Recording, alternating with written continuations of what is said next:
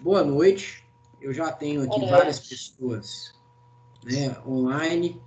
Eu vou pedir vocês para ativarem o microfone de vocês, ou melhor, para desativarem. Eu já estou fazendo isso aqui em relação a vários de vocês, né?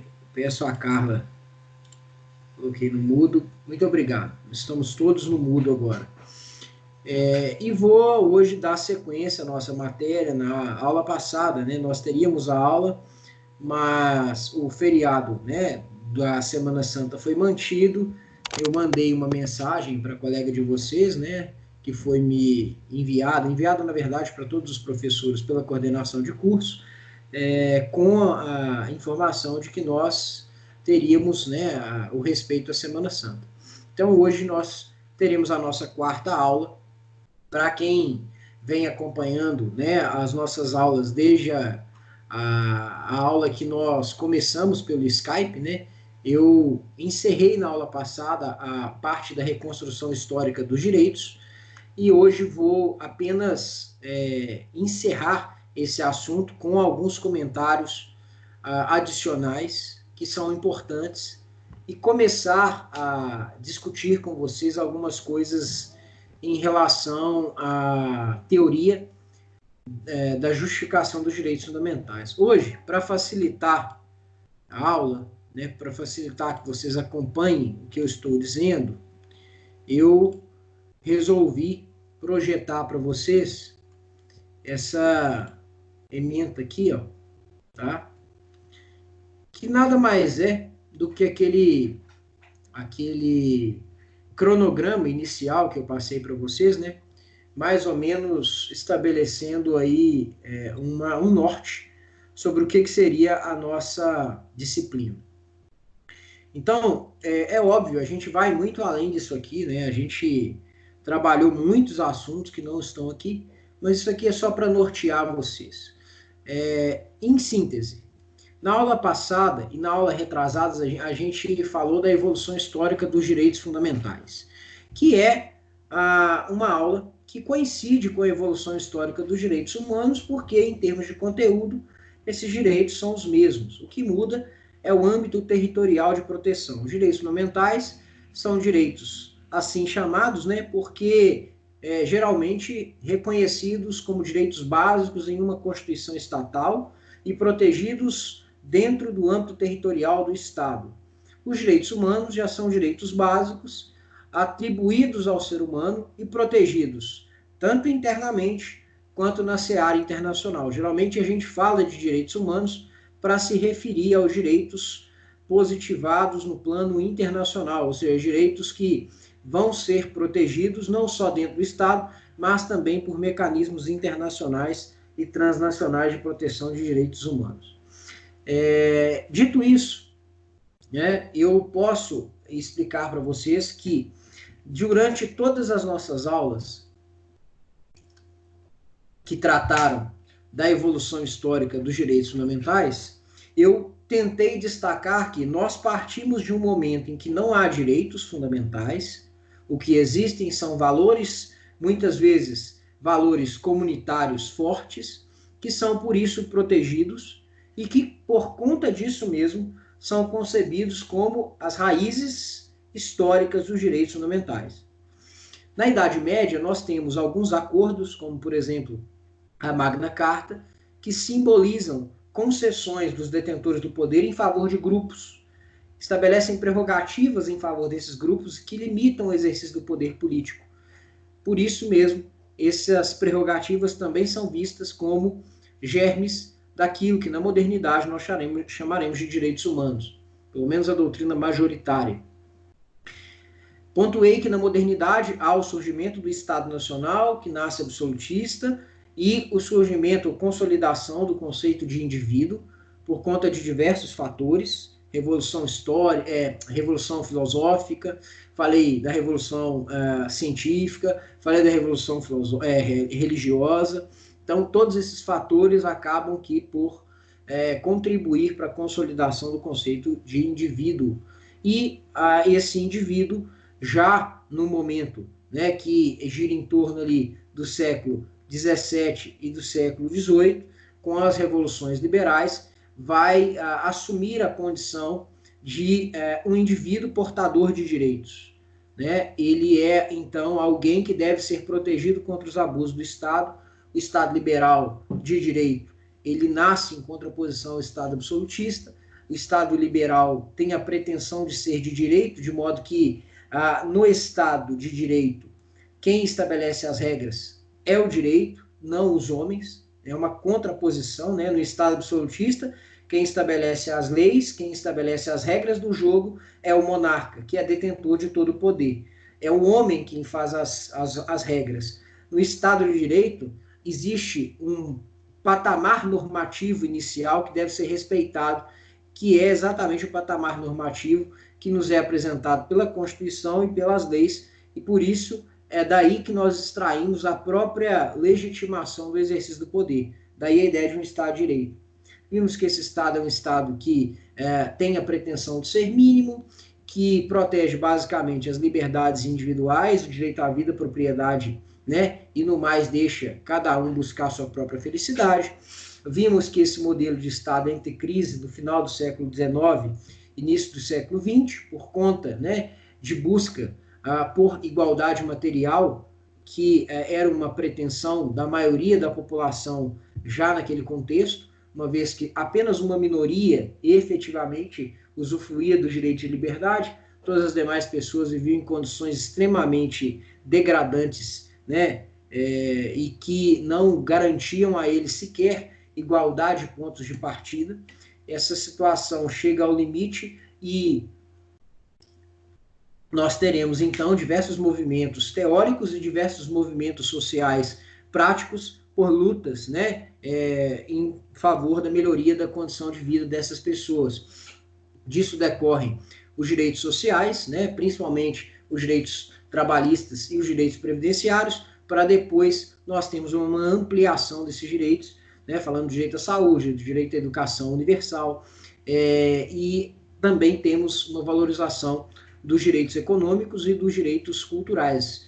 Os direitos econômicos vão se consolidar principalmente após a crise de 29 e com o fim da Primeira Guerra Mundial, porque vai se perceber, né, que a economia ela não é autorregulativa, ela precisa de algo que estabeleça regras mínimas para que os agentes econômicos não atentem contra a própria economia, né? Por exemplo, proibindo o que a gente chama de trust, ou a ideia, né, de uma atuação anticoncorrencial. Esses direitos sociais, econômicos e culturais, né, que surgem na Europa nesse momento, eles acabam que por entrar, né, em crise no Estado totalitário nazi-fascista. Nós vimos, né, que o nazismo ele se contrapõe ao Estado social de direito, mas também se contrapõe ao Estado liberal de direito.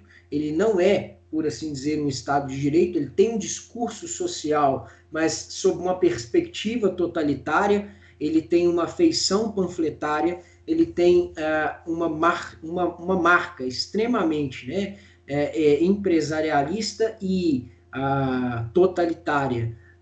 Ele trabalha sempre dentro da lógica do amigo-inimigo. E nesse contexto, né, as liberdades fundamentais são suprimidas, mas também os direitos de igualdade. E existe algo além, né, que eu mencionei com vocês, que é aquela ideia da construção, né, da noção de nós, eles, porque se dentro da nação e o nazifascismo, né, principalmente o nazismo, ele é ultranacionalista, ele vai, entre aspas, né, valorizar o nacional, dentro da nação ele é tudo, fora ele não é nada. E por conta disso, né, ele é um movimento que se contrapõe, inclusive, ao socialismo, que tem pretensões universalistas em torno da proteção e do reconhecimento dos direitos dos proletários. Essa crise do Estado de Direito se manifesta, portanto, na vertente, né, da extrema esquerda e na vertente da extrema direita.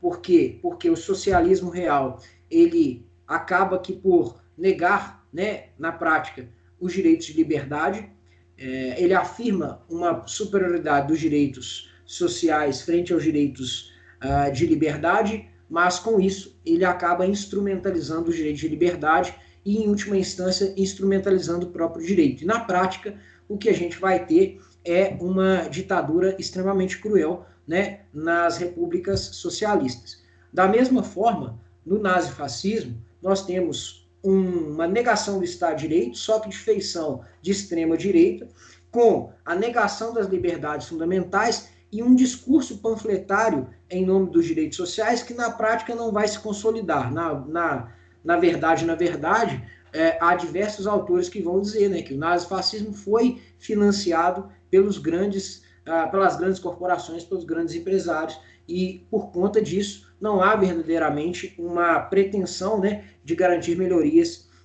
de condições de vida efetivas para todos. Na verdade, é mais uma constatação de que você, a partir de um discurso ultranacionalista, tenta convencer, por exemplo, o trabalhador da base da pirâmide de que ele não precisa se indispor com o grande empresário alemão, ele precisa se indispor com o estrangeiro, né? Porque a culpa da situação vivida, por exemplo, na Alemanha, é atribuída aos estrangeiros, né? Principalmente aos judeus. Bom, esse movimento de negação do direito vai acabar por gerar, né, a Segunda Guerra Mundial, como vocês bem sabem, a Segunda Guerra Mundial, que é perdida, né, pelos países do eixo, é vencida pelos Estados Unidos, França, Inglaterra, no caso, né, também, né, entre as vitoriosas estava a Rússia.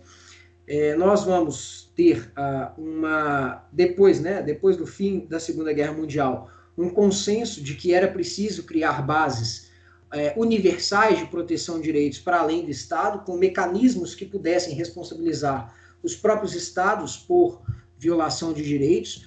Isso nós chamamos de universalização dos direitos humanos e também, por que não dizer, né, dos direitos fundamentais, porque os direitos humanos, em termos de conteúdo, né, não diferem dos direitos fundamentais. Na década de 70, nós vamos ter a consolidação dos direitos coletivos em sentido amplo, que são direitos que não pertencem apenas a um indivíduo, mas pertencem a grupos. Grupos esses definidos ou não, a depender da natureza dos direitos coletivos que nós estejamos a enfatizar. E terminei a aula falando, né, que no final da década de 70, início da década de 80, você tem uma retomada do discurso liberal sob uma perspectiva supostamente nova, que é o discurso neoliberal, que tenta, né, de certa forma não, que tenta, na verdade, destruir todas as bases do Estado Social e Direito em nome de uma retomada de um Estado liberal, um Estado mínimo, que pudesse fomentar, né, a atividade econômica ao máximo e que via no direito sempre um entrave a essa pretensão, a não ser quando esses direitos estavam ligados ao exercício da autonomia privada, proteção da propriedade e, em última instância, proteção da segurança das pessoas e do cumprimento dos contratos. Esse discurso neoliberal vai imperar, né, na década de 80 e na década de 90, principalmente, né, nos países periféricos, porque na década de 80 e 90 ele vai se consolidar nos países, né, com maior poderio econômico. Obviamente que essa cartilha tem seus problemas, ela gera impactos sociais muito grandes, e no final da década de 90 esse projeto entra em crise, e nós temos então uma retomada de um projeto em torno do Estado Social de Direito. Há autores, no entanto, que não trabalham com essa perspectiva, dizem que há, no final da década de 80, início da década de 90, principalmente, né, com a queda do Muro de Berlim, o fim da União Soviética, a pretensão da construção de um novo paradigma de Estado, que é o Estado democrático de direito. Então, eu citei na aula passada, no fim da aula, um autor, eu até mencionei, né, que é um autor que eu tinha uma predileção muito grande, que é o Habermas. Ele diz assim, olha, não há que se falar em Estado de Direito sem democracia radical. Então, ele, na verdade, tenta unir os ganhos do Estado liberal de direito aos ganhos do Estado social, mas trazendo algo mais, que é a preocupação com a participação, a preocupação com a emancipação das pessoas e, principalmente, né, a preocupação com a proteção de direitos coletivos que antes não eram tão bem, vamos falar assim, valorizados assim. Um exemplo disso é a proteção do meio ambiente, que ganha uma toada muito considerável a partir desse momento. Para chegar no momento que nós estamos vivendo, que eu chamei de mal-estar, um momento de mal-estar democrático, né? E que acaba sendo um momento de mal-estar dos próprios direitos. Por quê? Porque começam a ser questionados os direitos fundamentais, como se esses direitos fossem direitos que, na verdade, não fossem tão importantes assim para todas as pessoas. Esses direitos acabam no discurso daqueles que se voltam contra a democracia e os direitos fundamentais, acabam que por serem instrumentalizados, atribuídos a determinadas categorias como direitos que seriam, na verdade, verdadeiros entraves à construção de uma sociedade verdadeiramente justa e próspera. O que nós sabemos, né, é um discurso extremamente estratégico e extremamente falacioso, porque, volto a dizer, o surgimento do Estado de Direito está atrelado à ideia de limitação do exercício do poder. E, em última instância, se nós podemos extrair algo de bom, mesmo das faces mais sombrias do Estado de Direito, é que os direitos fundamentais são as bases para a afirmação da cidadania, não uma cidadania relacionada apenas ao exercício dos direitos políticos, mas uma cidadania que se afirma na proteção do ser humano na sua mais perfeita expressão, ou seja, no respeito ao ser humano por conta de ele ser alguém que é dotado de dignidade, e uma dignidade que não é qualquer dignidade, é a dignidade da pessoa humana, uma dignidade, então, que faz dele ser humano. Todas as vezes que você nega a essa pessoa direitos, você acaba que por violar a pessoa na sua dignidade. Então, essas são as bases hoje do exercício do poder político. Todas as vezes que nós temos uma pragmática que se afasta disso, nós diremos que nós estamos nos afastando de um discurso legítimo. Nós estamos caminhando para um discurso de força, um discurso onde a sanção vai garantir o exercício do poder e não a legitimidade da narrativa, a legitimidade do discurso. Perfeito? Em síntese, gente, é um resumo daquilo que nós vimos na reconstrução histórica dos direitos. Isso que eu estou projetando para vocês aqui, ó, acaba sendo um complemento do que eu falei até aqui nesses 17 minutos. Porque, veja, olha só, eu estou exatamente aqui, tá? Encerrando a evolução histórica dos direitos humanos, e eu vou falar um pouquinho disso aqui, tá? Veja bem, eu vou só complementar aquilo que eu acabei de recordar com vocês das duas aulas passadas. Primeiro ponto, positivação dos direitos humanos. Meus caros, com a internacionalização dos direitos, que vai acontecer após a Segunda Guerra Mundial, nós teremos, em diversas situações, normas que são aquelas normas, obviamente, criadas pelo homem e que reconhecem esses direitos. Direitos que, quando surgiram no Estado liberal de direito, por exemplo, eram vistos como direitos naturais, direitos imanentes ao ser humano, direitos que antecediam o próprio ser humano e que, portanto, não precisavam ser reconhecidos em norma de direito positivo algum para existir. Direitos que, portanto, né, por antecederem o ser humano, antecederem o próprio Estado, né, e serem imanentes ao ser humano, eram direitos que tinham características muito relacionadas, né, a essa origem. Eles eram direitos naturais mesmo, portanto, eternos, imutáveis, direitos que não poderiam sofrer restrição. Nós sabemos que essa visão ela foi perdendo força ao longo da história, e uma das razões pelas quais ela perde a sua importância acaba sendo, né, o movimento de positivação dos direitos, porque na medida em que os direitos começam a ser reconhecidos em normas de direito positivo, no plano interno, as constituições, as declarações de direitos, e no plano internacional, os tratados internacionais, principalmente os tratados internacionais, deixa de ter importância um debate em torno de uma teoria transcendente que justificasse a existência desses direitos. Isso vai simplificar a narrativa em torno da proteção de direitos. Eles vão dizer, olha, os direitos são aqueles que são reconhecidos como tais na Constituição ou em normas de direitos humanos internacionais, tratados, costumes internacionais, resoluções e por aí vai, mas principalmente tratados internacionais. Então isso é o que nós chamamos de positivação dos direitos humanos ou dos direitos fundamentais. A previsão dos direitos originalmente concebidos como direitos naturais em normas de direito positivo. Isso fortalece o discurso dos direitos humanos na medida em que facilita a justificação desses direitos. Você não precisa mais recorrer a uma teoria moral para dizer que esses direitos existem. Basta que você afirme que eles estão previstos como tais em alguma norma reconhecida como norma válida, seja pela comunidade de estados ou por uma comunidade política específica, né, por um estado específico. E aí eu volto a dizer, estou falando da Constituição, dos tratados internacionais, dos costumes internacionais e de outras normas que reconhecem direitos humanos. Perfeito? Até aqui, vocês entenderam o que eu falei? Eu preciso que vocês me deem um feedback. Escreve aí para mim, sim, não, só para eu poder avançar. Pode colocar só um S, pode colocar, beleza. Muito obrigado. Aí, ótimo. Beleza, gente, vamos avançar então. Segundo ponto que eu queria falar é esse aqui, ó, generalização dos direitos. Olha, quando a gente fala em generalização, a gente precisa atentar para a seguinte realidade.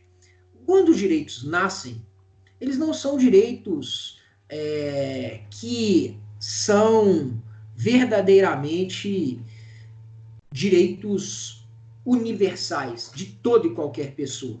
Eles são direitos abstratamente reconhecidos, não há como negar, mas eles não são direitos que podem efetivamente ser afirmados como direitos de todos. Essa mudança, né, vamos falar assim, o que vai permitir a mudança desse patamar, né, que na verdade ainda é uma busca que nós temos, né, em torno da generalização dos direitos, é a previsão de diversas categorias de direitos e o reconhecimento de que esses direitos são indivisíveis. Bom, ô Carla, você caiu, né? Desculpa, eu tive que te tirar aqui porque meu vídeo estava travando. Então, agora que você voltou, eu vou repetir o que eu falei. Eu já falei da positivação dos direitos, agora estou falando da generalização dos direitos. Eu falo que a generalização ela tem a ver com a universalização. Universalização é o reconhecimento de que esses direitos valem em qualquer lugar, né, para todos. Mas a generalização, né, acaba sendo um complemento disso, porque eu disse, no primeiro momento, esses direitos são previstos de forma abstrata. Eles não são direitos efetivamente de todos, né, e eles não tratam de todas as questões. No Estado liberal de direito, os direitos tratavam das liberdades fundamentais, da propriedade, da vida e da igualdade formal, só. No mais, não havia direitos, né? No mais, era cada um por si. Isso muda com o Estado Social de Direito. E no plano internacional, né, sobretudo após a Segunda Guerra Mundial, o que a gente vai ter é uma proteção geral dos direitos que estabelecem normas, né, que vão proteger não só as liberdades fundamentais, mas os direitos de igualdade, direitos sociais, econômicos e culturais e os direitos civis e políticos. Essa proteção geral se dá principalmente em dois tratados, que são os tratados de 1966, o Pacto Civil e o Pacto Social. O Pacto Civil é o pacto que protege os direitos civis e políticos no âmbito global, e o Pacto Social, o tratado que protege os direitos sociais, econômicos e culturais no plano global. Bom, por que dois tratados? Porque nós vivíamos na época o período da Guerra Fria e não houve um consenso entre os países do bloco capitalista e os países do bloco socialista em torno de um tratado apenas. De modo que os países do bloco capitalista apoiaram o tratado dos direitos civis e políticos e os países do bloco socialista foram favoráveis ao tratado dos direitos sociais, econômicos e culturais. Isso deu, né, origem à esdrúxula situação de nós termos dois tratados que tratam de direitos humanos fundamentais, que protegem, né, uma generalidade de situações, tanto de igualdade quanto de liberdade, mas que estão separados, como se os direitos não fossem indivisíveis. O que, obviamente, principalmente nesse período atual, se mostra completamente destoado da realidade. Como é que eu falo em direitos de liberdade sem falar em direitos de igualdade? Nós estamos todos com a nossa liberdade de locomoção restrita por conta de um vírus que acometeu o mundo inteiro, né? Então, tratar de direito à saúde é importante para garantir os direitos à liberdade de locomoção, por exemplo. Os direitos são indivisíveis, eles não são... eles podem até ser tratados de forma separada, mas isso só para fins didáticos. Então, essa é a generalização. Seguida da especificação, que é, na verdade, uma fase que vem depois, né, da generalização dos direitos nesses dois tratados, principalmente, né, do reconhecimento de direitos civis e políticos e dos direitos sociais, econômicos e culturais.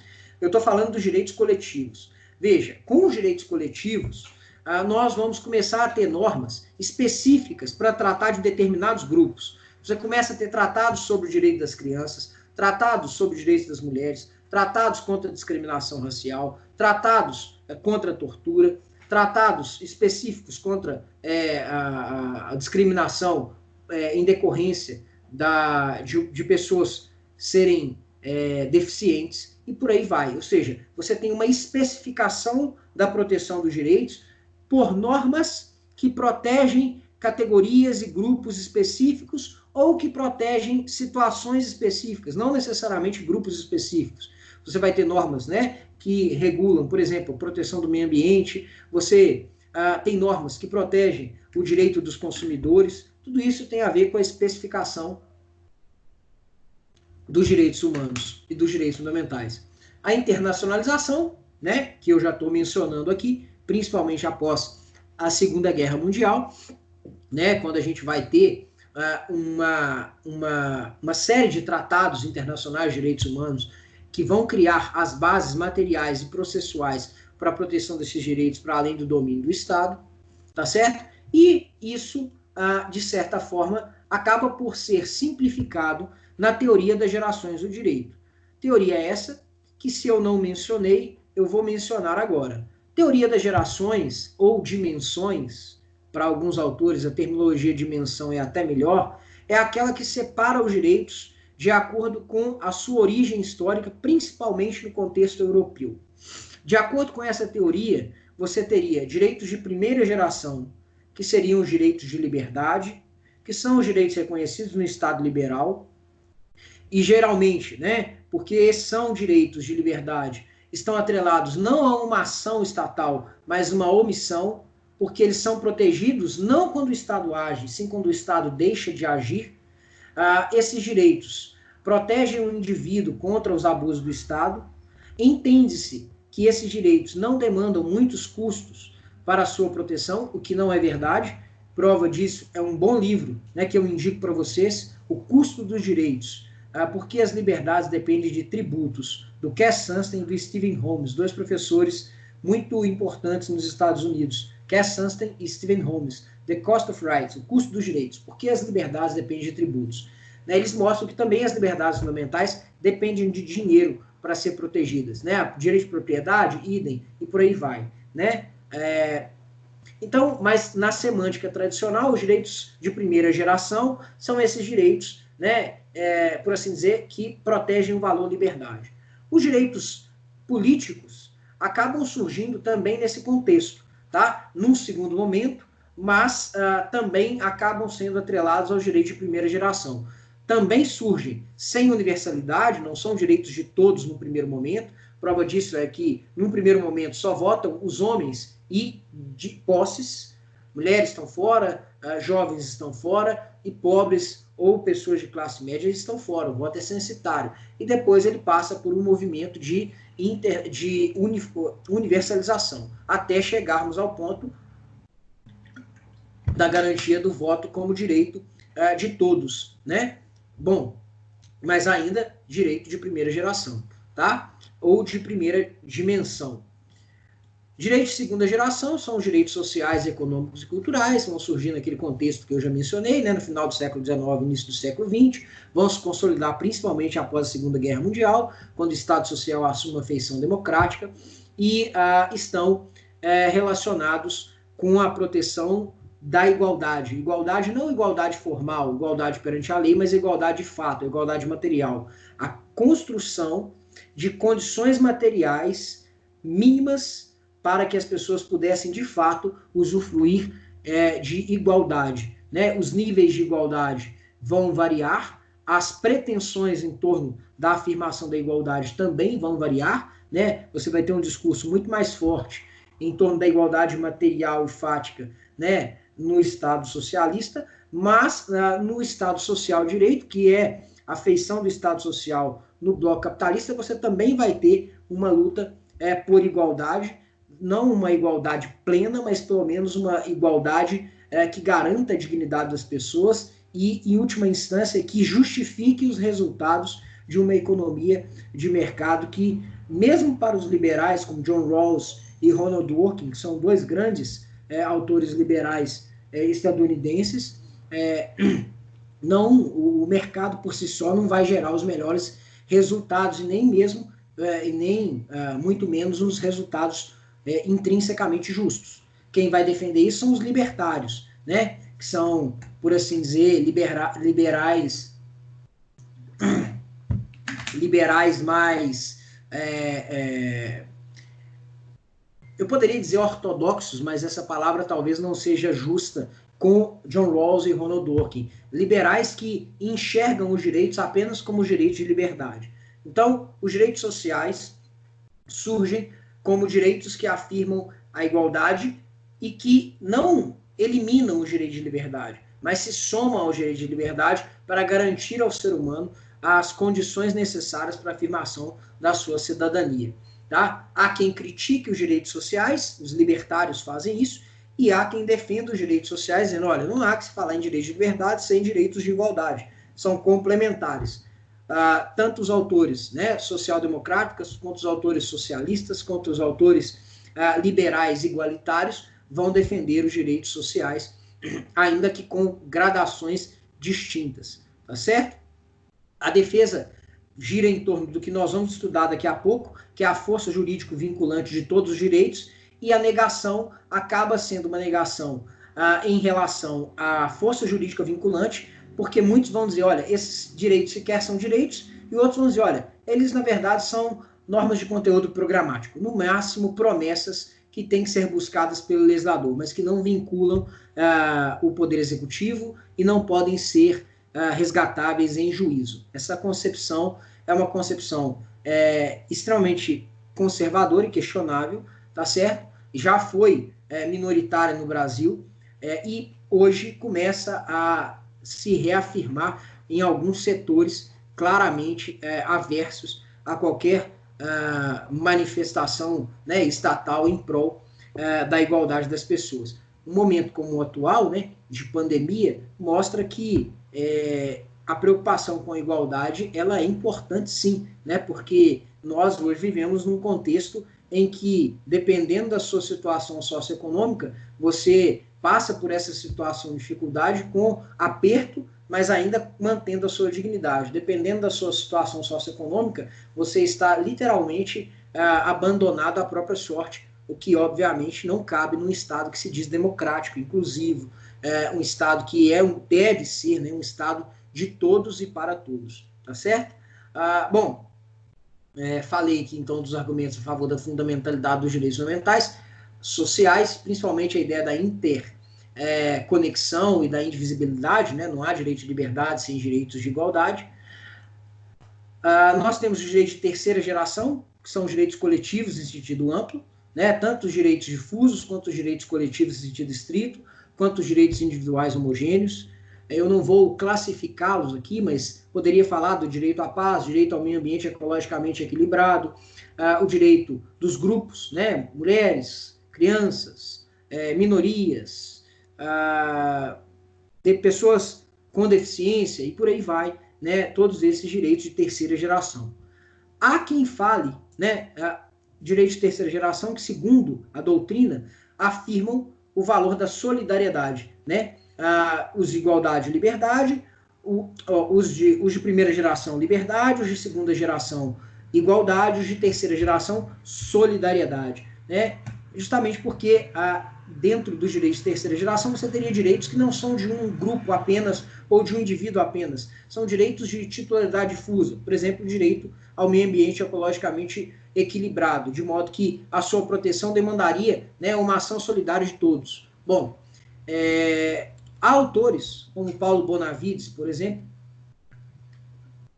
que chegam a falar em direitos de quarta geração, relacionados principalmente com a democracia digital, né, com a questão dos dados, né, que hoje são importantíssimos, né, essa ideia da democracia que se manifesta a partir da internacionalização dos meios de comunicação e principalmente dos recursos digitais, né, a internet e outros meios e outros canais que facilitam a interação entre as pessoas.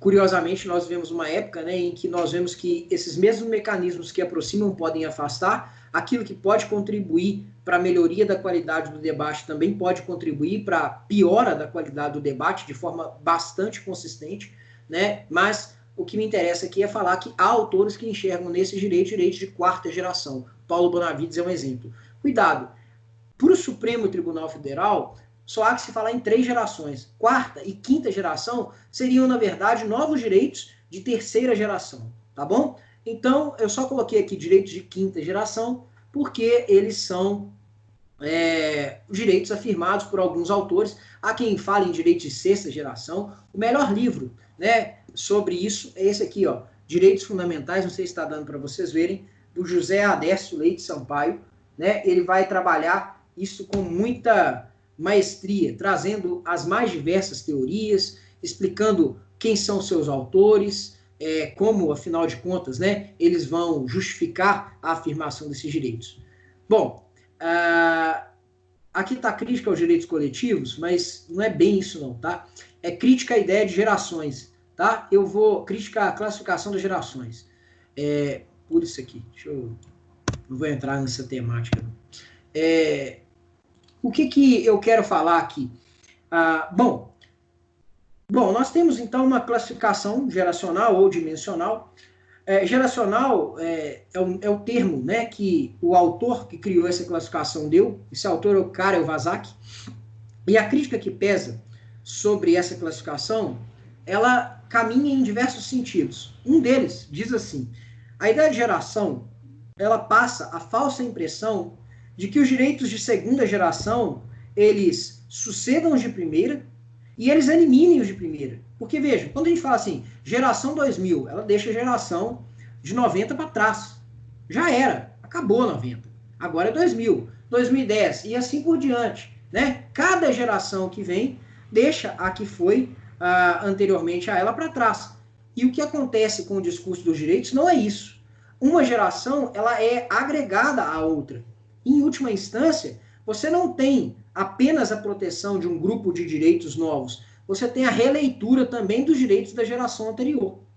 Por isso, autores vão dizer assim, olha, melhor do que geração é o termo dimensão, porque aí você percebe que eles convivem juntos e que você pode ter uma releitura dos direitos de primeira, de segunda e de terceira, dependendo do paradigma em que você se encontre.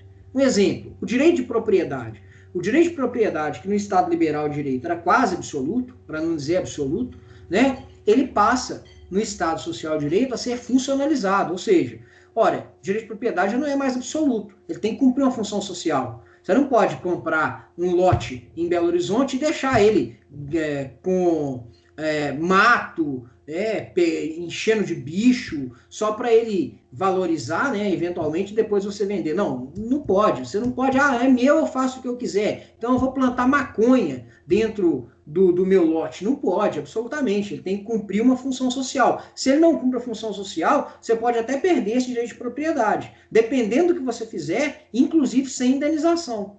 Um exemplo disso, quem está com a Constituição aí, pega para mim e abre no artigo 243. Vou dar um tempinho, né, porque eu estava falando muito. Peguem a Constituição de vocês e abram no artigo 243.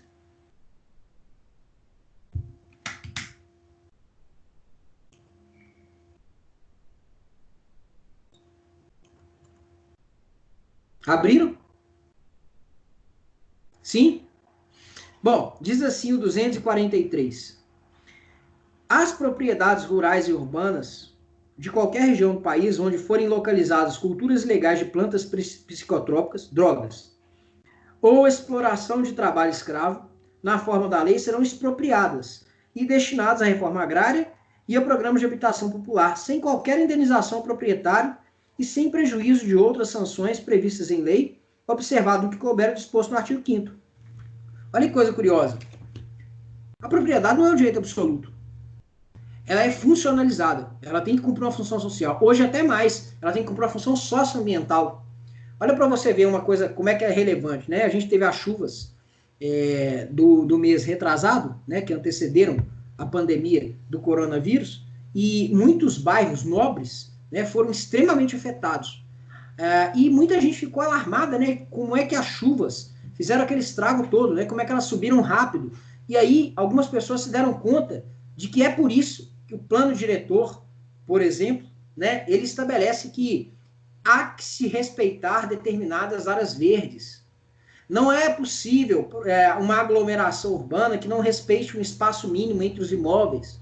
Você tem que ter limites de altura, você tem que ter, porque isso impacta, né, na rede de esgoto, e por aí vai. Tudo isso acaba limitando o direito de propriedade, porque aqui você está estabelecendo uma função social e ambiental da propriedade.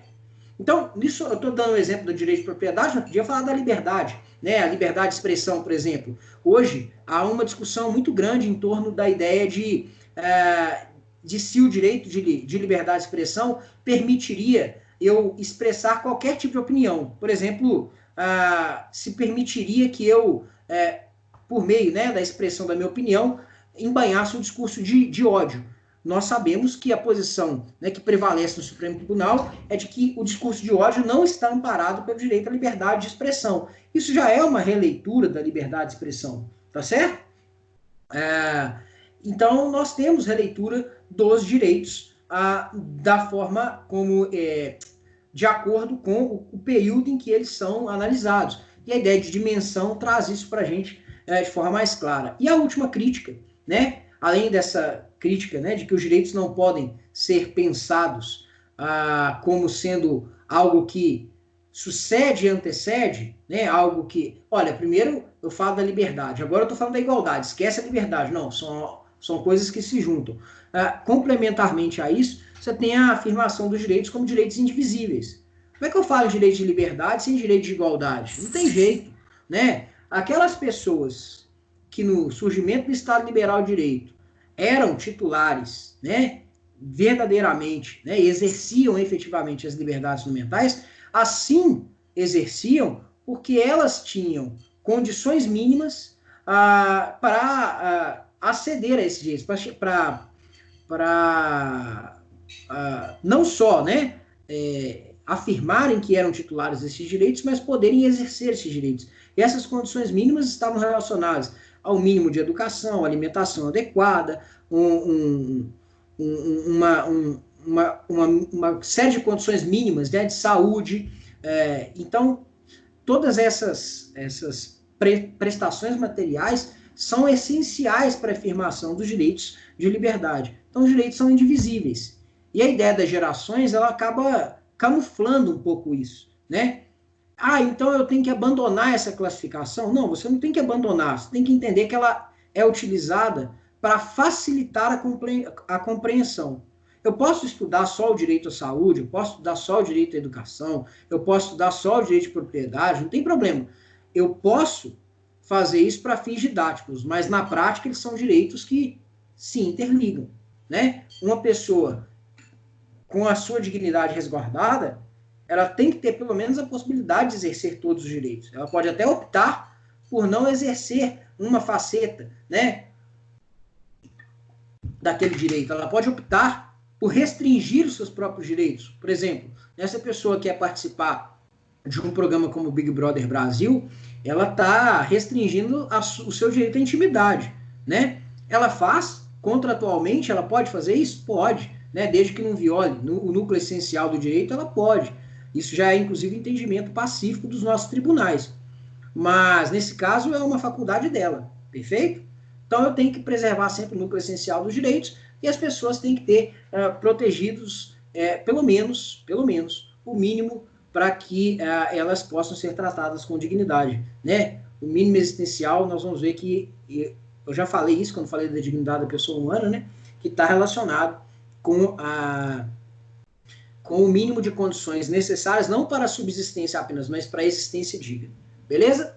Bom, fechamos a parte da reconstrução histórica dos direitos fundamentais. Agora, eu vou começar uma explicação em torno disso aqui, ó, da dogmática dos direitos fundamentais.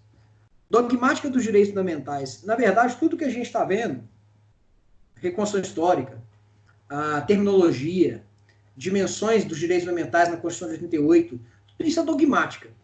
Eu não estou dizendo aqui que eu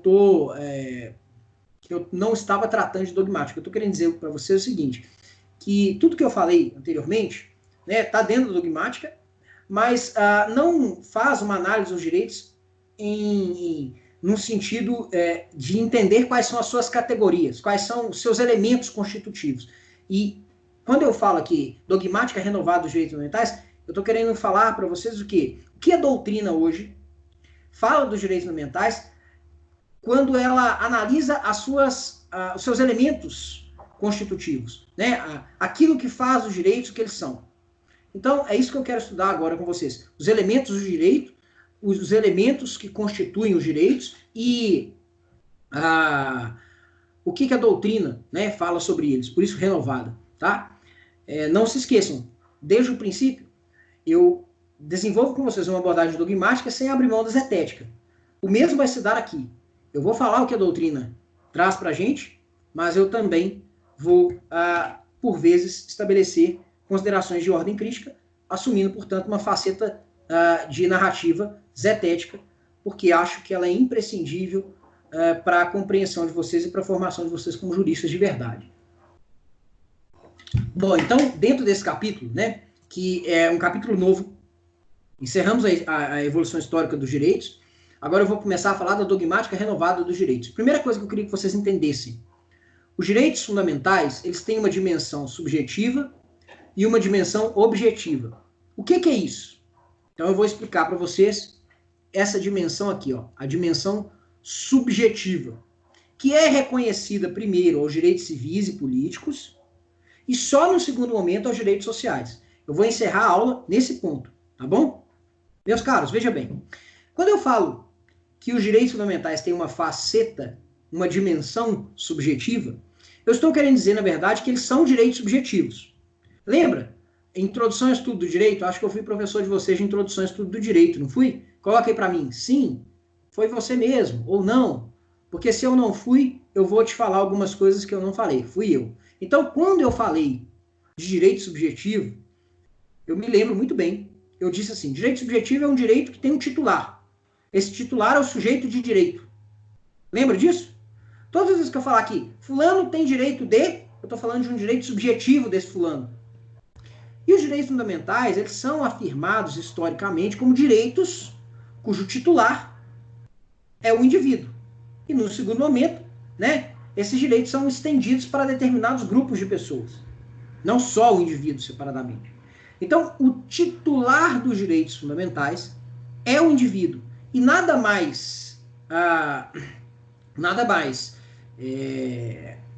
coerente ao reconhecer que o titular desses direitos é o indivíduo que atrelar essa faceta subjetiva aos direitos que são reconhecidos no Estado liberal de direito ao indivíduo, que são os direitos de liberdade. Porque os direitos de liberdade estão atrelados ao exercício da autonomia. A autonomia é exatamente essa liberdade que pode se manifestar em diversos domínios da vida, né? A autonomia, vai dizer Kant, né, é o que faz o sujeito racional. Ele é titular de direitos básicos e ele pode exercer esses direitos. E quando esses direitos forem violados, isso, né, vai se consolidar principalmente nos Estados Unidos, eles podem recorrer, inclusive, ao Poder Judiciário, para que o Poder Judiciário restabeleça a situação de normalidade. Entendam, o que significa dizer que os direitos fundamentais possuem uma dimensão subjetiva? Significa dizer que eles não são meras declarações políticas, que eles não são meras promessas políticas, que eles são direitos, que eles, portanto, garantem ao seu titular, o sujeito de direito, posições subjetivas, poderes, prerrogativas, que ele pode exigir, né, do Estado, que ele pode exigir, né, que ele pode contrapor igualmente aos sujeitos privados e que, se forem violados, podem ser resgatados em juízo.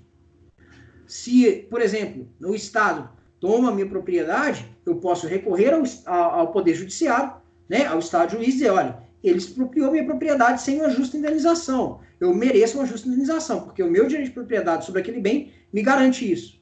Se o Estado tolhe a sua liberdade de expressão, você pode dizer, olha, no Estado democrático, todos têm direito de expressar sua opinião, desde que não violem os direitos dos outros, né? Desde que não utilizem dessa expressão para embanhar, por exemplo, discurso de ódio. Se eu estou exercendo a minha liberdade de expressão, eu tenho direito de falar o que eu estou falando, né? Isso, se for violado, você pode ajuizar uma ação para garantir isso. Você tem vários exemplos, né, disso. Por exemplo, em relação à liberdade de imprensa, né, que recentemente passou por alguns, vamos falar assim, ataques, né, vem passando por alguns ataques, mas num passado recente aí teve alguns problemas, né, algumas censuras que foram estabelecidas, inclusive por órgãos do Poder Judiciário, inclusive pelo Supremo. Isso foi muito problemático porque violava um precedente do Supremo mesmo, que reconheceu, né, a inconstitucionalidade da lei de imprensa, que é anterior à Constituição, né, e que, portanto, estabelece em favor da liberdade de expressão quase que uma carta branca, né, quase que, porque há limites concretos que nós temos que respeitar. Falar que os direitos fundamentais têm uma dimensão subjetiva é exatamente dizer que eles são posições jurídicas com força jurídica vinculante, portanto. Você pode exigir o cumprimento deles. E se eles forem desrespeitados, existem mecanismos para fazer com que eles sejam respeitados. Entenderam? Essa é a dimensão subjetiva dos direitos fundamentais. Inicialmente reconhecida em favor dos direitos de liberdade. E, num segundo momento, reconhecida em favor dos direitos sociais. Só num segundo momento, no século XX, é que os direitos sociais deixam de ser vistos como meras promessas, como meras normas programáticas, para assumirem a condição também de direitos subjetivos. O reconhecimento da possibilidade de ir a juízo para pleitear prestações materiais relacionadas aos direitos sociais é uma decorrência do reconhecimento da dimensão subjetiva dos direitos fundamentais sociais. Ou seja, os direitos sociais também garantem ao indivíduo o quê? Determinadas posições jurídicas, o direito a determinadas prestações materiais, que, se não forem respeitadas, permitem que esse sujeito recorra, inclusive ao Poder Judiciário, para garantir essas condições. Tal como os direitos de liberdade, os direitos sociais tampouco são absolutos. Eu não posso alegar que eu tenho direito à saúde, que é um direito de todos, um dever do Estado, e pleitear do Estado qualquer tipo de prestação. Porque eu não posso jamais reconhecer como uma prestação que está amparada pelo meu direito à saúde, uma prestação que sequer tenha eficácia, qualidade e segurança comprovados. Então, uma questão extremamente atual, né, que nós estamos vivendo hoje, é em torno da incorporação de tecnologias que sejam eficazes, qualificadas e seguras para o tratamento do coronavírus. A gente ainda não chegou a um medicamento que tenha essa eficácia. Então, como é que eu posso dizer que eu posso ajuizar uma ação, ou melhor, né, nem preciso ajuizar a ação, que eu posso exigir do Estado um determinado medicamento que sequer foi incorporado, sequer tem qualidade, eficácia e segurança comprovados, e se o Executivo não fizer, que eu posso ir a juízo. Olha, os direitos sociais também não são direitos absolutos, mas eles têm essa face jurídico vinculante, eles garantem ao seu titular posições jurídicas. É isso que nós chamamos de dimensão subjetiva dos direitos fundamentais, reconhecidos primeiro em favor dos direitos civis e, num segundo momento, em favor dos direitos sociais, econômicos e culturais. Beleza? Ficou claro, gente? Agora eu queria ouvir de vocês se ficou claro, porque na próxima aula eu vou falar da dimensão objetiva dos direitos fundamentais. E aí eu tenho coisa pra caramba para falar para vocês. Tá bom? Me responde uma coisa para a gente poder fechar essa aula de hoje e, principalmente, né, amanhã eu vou colocar lá no Moodle já essa aula. Tem alguma dúvida? Vocês entenderam a dimensão subjetiva dos direitos fundamentais? Coloca aí para mim, sim, não. Se não ficou claro, para eu poder te explicar um pouco melhor. Carla tirou uma foto. Responde aí para mim, gente. Ficou claro? Beleza, obrigado, Carla. Ana, entendeu? Brenda, Domingos, Rayane, Pedro, Ana Mara. Quem mais está na chamada aqui? Tem muita gente, né? Tem alguma dúvida, gente? Isadora, ficou claro? Joia. Então eu vou fazer o seguinte, eu vou encerrar a chamada hoje, vou desejar para vocês uma ótima semana. Na semana que vem, eu vou encerrar essa parte da dogmática dos direitos fundamentais e vou passar um questionário para vocês de fixação do conteúdo, tá? Para aí sim postar algumas atividades avaliativas para vocês no sistema do Isabela. Combinado? Me lembrem, então, assim que eu terminar essa parte aqui da dogmática dos direitos fundamentais, de passar um questionário para vocês de fixação do conteúdo da matéria. Combinado? Perfeito, gente? Então, até mais. Não deixem de acompanhar as próximas aulas, tá bom? Vou encerrar aqui a chamada. Tchau.